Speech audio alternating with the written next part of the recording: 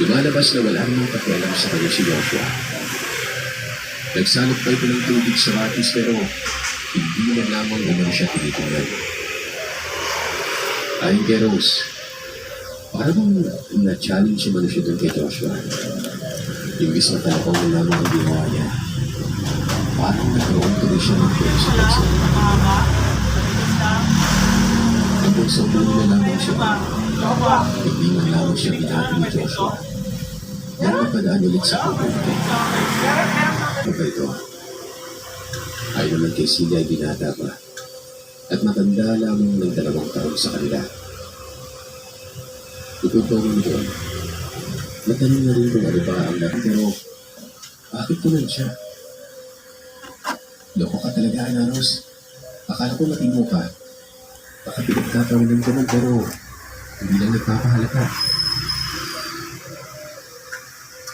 Gabi na yun. 3 araw na sa pagbabakasyon ni Ana Rose. 3 araw lang ang balak niya doon kaso naisip niyang magtagal niya. Di lang nahuhumaling siya sa lalapitan sa kakaibang ugali nito. Sa 5 araw, mag-isa na lamang si Ana Rose sa bahay na yun. Ito kasi si Celia ay piniling bumaba ng bayan para na rin makabili ng pangkonsumo.